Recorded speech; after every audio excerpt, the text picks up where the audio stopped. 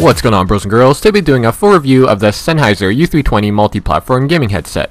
This is fully compatible out of the box with PC, Mac, PS3, and Xbox 360. And for the new generation consoles, Sony's update patch 1.5, I believe it was, allows us to run on the PS4, and the just released stereo headset adapter from Microsoft allows full compatibility for Xbox One. As far as I know, this is one of the few universal headsets that work across all older and newer gen consoles, as well as PC and Mac. I've also done a full unboxing and setup guide of this headset, as well as two other Sennheiser products, the HD558s and the PC350 Special Editions, both of which I was very impressed with, and if you want to see any of those vids, just click the annotations or the links in the description. And for some of the best pricing and availability for all three of these headsets, I've included some links for you down below. So as usual with all my reviews, I start off with any cons and leave off on a good note with the pros. I only had one con, and it's probably just more of an issue of your personal skull shape, and it was the fit of these U320s on my head. When unboxing them, I was sure their CircleFlex technology would ensure a proper fit on my head and provide a good seal around the ear cups. For me, it did not quite seal perfectly. The best way to describe the way these fit on me is if I was wearing eyeglasses, which I actually do sometimes. This headset would provide that gap to comfortably rest your glasses in without putting any pressure on your glasses sitting on your ears. But for those of us without glasses, there's just that gap of less pressure right above your ears that lets sound leak out of where they really shouldn't. I guess this is good if you want your ears to breathe more, but I'd say since this is an open back headset anyways, there should be ample ventilation from the rear vents to keep your ears cool already. Here we go.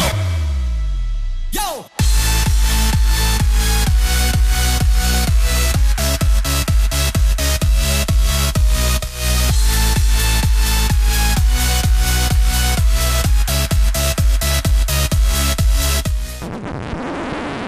So onto the pros, and there's quite a lot of them because other than fit, I'm very impressed with these and I'm really happy I got them.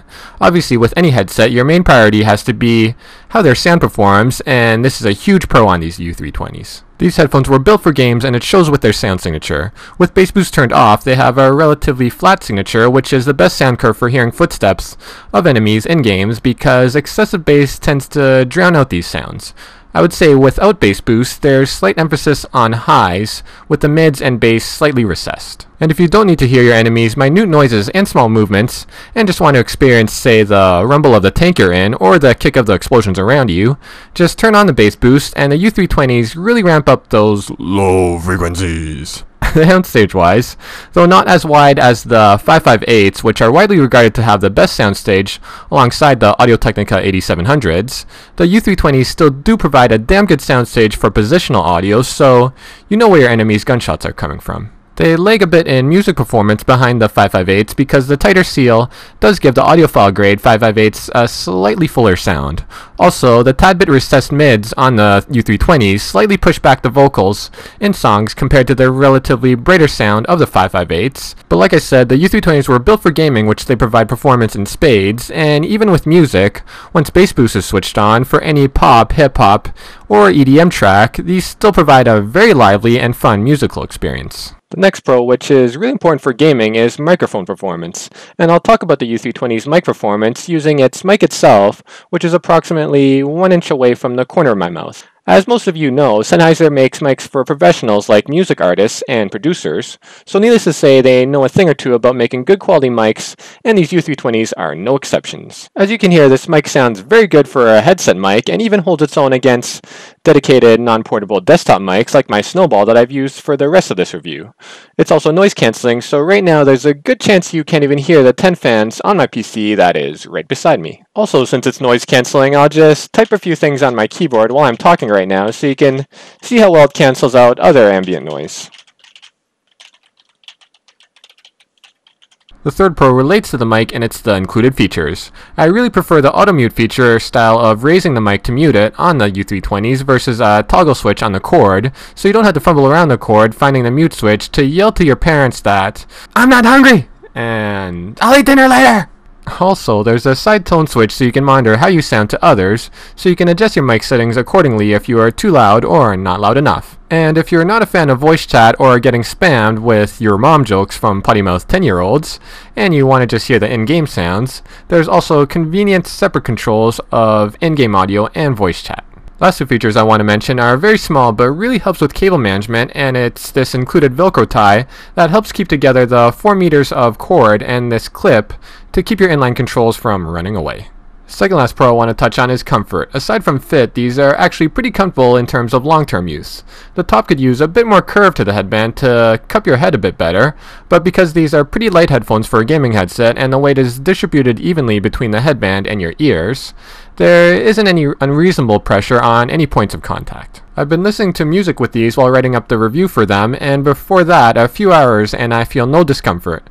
Also, like I mentioned, since the seal is loose and these are an open acoustic design, and the cups have breathable materials, my ears don't sweat or overheat at all. Last pro relates to material and its build quality. Though these are plastic headphones, I think this was intentional on Sennheiser's part to create one of the lightest gaming headsets, definitely the lightest I've ever used. And even though they're plastic, they're actually probably the best quality plastic I've seen on headphones. They're very flexible without creaking or feeling like they'd snap anytime soon, and they just generally feel like a solid yet lightweight headphone. Though I don't like how glossy surfaces attract so much fingerprints, I think the gloss improves the look of these and gives them subtle flash and style with the blue ring while still avoiding any tackiness. So all in all, I am very impressed with these U320s. They have amazing gaming performance to help you kill your enemies better, feature one of Sennheiser's trademark quality mics, and are built extremely well for lightweight plastic.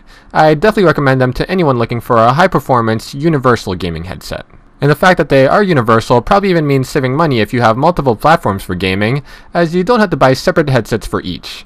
And even for music, as well as movies, they will provide a fun listening experience with lots of oomph thanks to the bass boost system. So I hope you guys all enjoyed my full review of the Sennheiser U320 multi-platform gaming headset. Let me know in the comments what you think of these, and if you have a headset yet for your PS4 or Xbox One. I'd really like to know what gear other gamers are rocking. Also, I have about 5 gaming headsets now, and I'm thinking of doing a comparison of all of them, and maybe include any popular headsets mentioned by you guys, so let me know if any of you guys would be interested in that.